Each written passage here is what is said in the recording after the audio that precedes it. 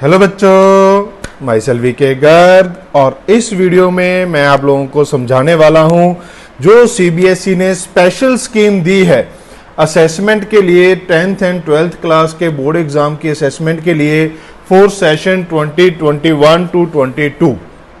जैसे कि आप जानते हैं इस साल 2021 में बोर्ड एग्जाम कैंसिल हो गए थे 10th एंड 12th क्लास के, और इनकी वजह से काफ़ी सारे बच्चों के ऊपर इम्पैक्ट आया है। बहुत सारे क्वेश्चन रेज हुए थे कि भाई इनके जो मार्क्स हैं, जो इसका रिजल्ट है 12th क्लास का, वो बहुत सारी यूनिवर्सिटीज़ में एडमिशन के काम आता है। ओके, तो बहुत सारे स्टूडेंट खुश थे, बहुत सारे स्टूडेंट डिसअपॉइंटेड थे।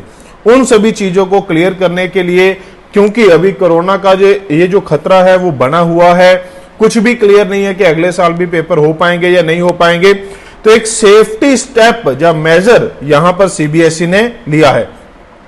मैं आपको कंप्लीट सर्कुलर यहां पर जो सीबीएसई ने रिलीज किया है वो कंप्लीट सर्कुलर में से जो हाईलाइटेड पॉइंट्स हैं वो यहां पर सभी बताने वाला हूं। तो इस वीडियो को पूरा अच्छे से देखिएगा समझने के लिए कि अगले साल की असेसमेंट स्कीम है क्या। सबसे पहले अगर हम देखें तो ये हमारे पास हेडिंग वही है, special scheme of assessment for this.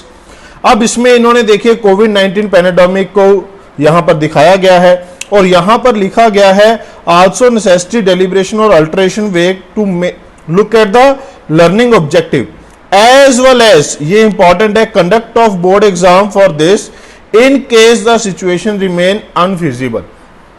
इनको डर है, सीबीएसई को डर है, गवर्नमेंट को डर है कि हो सकता है अगले साल भी ये कोरोना जो पैंडेमिक है ये खत्म ना हो, सिनेरियो ऐसा रहे, एग्जाम ना हो पाए, तो किस तरीके से इवैल्यूएशन करेंगे उस चीज को यहां पर बताया गया है। ओके, इन्होंने इस बात का भी ध्यान रखा है कि जो कुछ हमारे पास ऐसे रीजन है जहां पर इलेक्ट्रॉनिक गैजेट जहां उतने ज्यादा फिजिबिलिटी नहीं है, जहां वीकर सेक्शन है, उनको किस तरीके से हमें हैंडल करना है। दूसरी बात देखिए, जैसे कि मैंने आपको कहा था, advance provision for alternating and different future scenarios, जो फ्यूचर सिनेरियोज हैं उनके लिए अलग अलग तरीके से इन्होंने हमें ऑप्शंस दी हैं जो लास्ट में इस सर्कुलर में दी गई हैं। ओके, इन्होंने कहा है देखिए making the examination competency and core concept, वो सारी चीजें इन्होंने लिखी हैं जिसकी हमें कोई ज्यादा समझने की जरूरत नहीं है, बट जो मेन पॉइंट है जो हमें समझना है वो यहां पर बच्चों ध्यान से देखें। क्या है सबसे पहले स्पेशल स्कीम में, पहला तो ये कहा गया है कि ये 2 टर्म्स में होगी और हर एक टर्म का जो सिलेबस है वो 50% रहने वाला है। दूसरी बात जो इंपॉर्टेंट ये कही गई है कि जो सिलेबस है वो रैशनलाइज होगा, मतलब जो 2021 में सिलेबस दिया गया था 30% कट के बाद, वही सिलेबस इस साल भी इंप्लीमेंट होगा। ओके, थर्ड पॉइंट जो दिया गया है ये हमारे पास है कि साथ साथ में ये 2 हमारे पास इंटरनल असेसमेंट एग्जाम तो होंगे ही होंगे, साथ साथ में इंटरनल असेसमेंट्स होंगी, प्रैक्टिकल प्रोजेक्ट वर्क, ये सारे के सारे जो पॉलिसी या गाइडलाइन दी जाएगी उसके कॉरेस्पॉन्डिंग स्कूल को इंटरनल असेसमेंट का भी रिकॉर्ड रखना है और ये करनी है। क्या है थोड़ा इसको डिटेल से समझते हैं। कहते हैं details of curriculum, school will continue teaching in distance mode, यह देखिए सीधा सीधा आ गया, जब तक ऑफलाइन की परमिशन नहीं मिलती है स्कूल ऑनलाइन ही पढ़ाएगा। यह है 9th एंड 10th की internal assessment through out the year respective of term 1 and 2। ये जो 2 एग्जाम होने हैं इनके साथ साथ क्या चलना है, वुड इंक्लूड 3 पीरियोडिक टेस्ट, इसके साथ साथ क्या चलेगा 3 periodic test, student enrichment, portfolio and practical work, speaking, listening activity and project. School को बाकी इंटरनल एक्टिविटीज भी करानी है।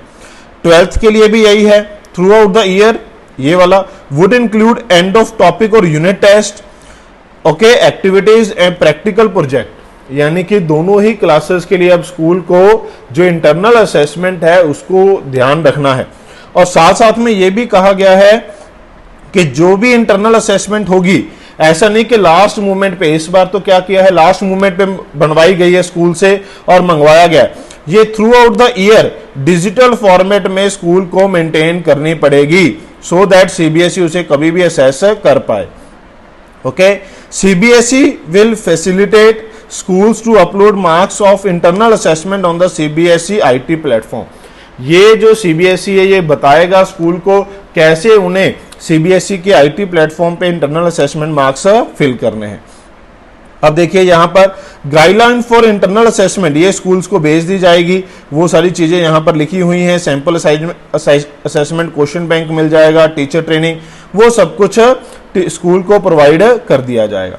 बट इसके बाद हमारे लिए आता है वेरी इंपॉर्टेंट पॉइंट, क्या है इसमें, कहता है टर्म 1 एग्जामिनेशन क्या होगा, ये नवंबर से दिसंबर के बीच में होगा।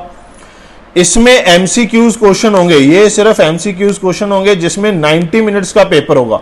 It will cover only the rationalised syllabus. Rationalised का मतलब क्या है, जो 30% कट करने के बाद जो 70% सिलेबस दिया था, सिर्फ उसी में से ये 90 मिनट का टेस्ट बनेगा।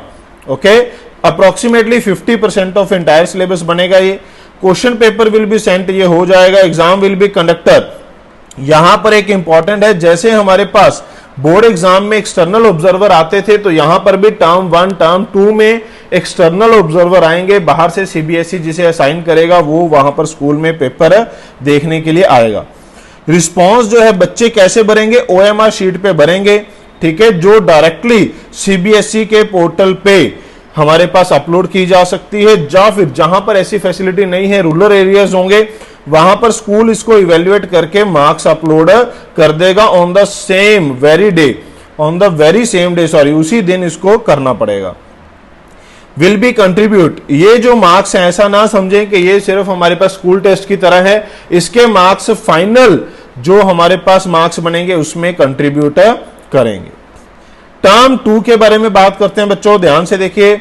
टर्म 2 भी वही है, रैशनलाइज सिलेबस के ऊपर बेस्ड होगा, 50% के आसपास होगा। कहां पर होगा, ईयर एंड में होगा, मार्च या अप्रैल में होगा। Paper will be of 2 hours duration, इसमें डिफरेंट फॉर्मेट्स होंगे, case based, situation based, open ended, short term, long answer. जैसे हमारे पास आज तक बोर्ड एग्जाम होते थे उन सभी का कैसा भी ये 2 आवर्स का ड्यूरेशन का पेपर आपका हो सकता है। कहां पर होगा, एग्जामिनेशन सेंटर्स पे होगा। In case the situation is not conducive, the normal descriptive examination and 90-minute MCQs based exam will be taken. अगर तब नॉर्मल सिचुएशन नहीं हुई तब भी 90 मिनट का एग्जाम लिया जा सकता है, ऐसी प्रोविजन यहां पर सीबीएसई ने रखी है, और इसके marks definitely final overall score में तो कंट्रीब्यूट करेंगे। इसके बाद आती है लास्ट में बहुत ही इंपॉर्टेंट, जो इन्होंने कंडीशंस लिखी हैं, जो इन्होंने स्टार्टिंग में कहा था, अंडर डिफरेंट सिचुएशंस, अगर डिफरेंट सिचुएशन में कैसे इवैल्यूएशन होगी। पहला केस है, कहते कि अगर सिचुएशन जो है इंप्रूव होती है, student are able to come to school and centre for taking exam, तो दोनों टर्म्स के जो एग्जामिनेशन मार्क्स हैं, थ्योरी मार्क्स हैं, वो इक्वली डिस्ट्रीब्यूट हो जाएंगे, ठीक है। Would conduct term 1 term 2 examination at school centre and theory marks will be distributed equally between the 2 exam. जो हमारे पास होता था ना 70 मार्क्स थ्योरी, 30 मार्क्स प्रैक्टिकल, तो वो थ्योरी मार्क्स यहां पर इक्वली डिस्ट्रीब्यूट हो जाएंगे। सेकेंड पार्ट क्या है, situation of pandemic force complete closure of school during November. अगर टर्म 1 के क्रॉस टर्म 1 अगर आप नहीं दे पाए स्कूल में, term 2 exam are held at school and centre, तो जो टर्म 1 की वेटेज है वो कम हो जाएगी, term weightage will be reduced. ये आप देख सकते हैं, in this case weightage of this exam of the final score would be reduced and the weightage of term 2 will be increase. Okay, third case क्या है, कहते कि अगर हमने टर्म 1 को स्कूल में ले लिया और टर्म 2 को हम नहीं ले पाए, टर्म 2 के दौरान क्या था, पैंडेमिक क्लोजर था, टर्म 1 स्कूल पे ले लिए, तो क्या होगा, तो weightage of marks term 1 will be increase. Term 1 की वेटेज को क्या कर देंगे, यहां पर इंक्रीज कर देंगे। ओके, टर्म 1 जो स्कूल में हो गया उसकी वेटेज ज्यादा मानी जाएगी।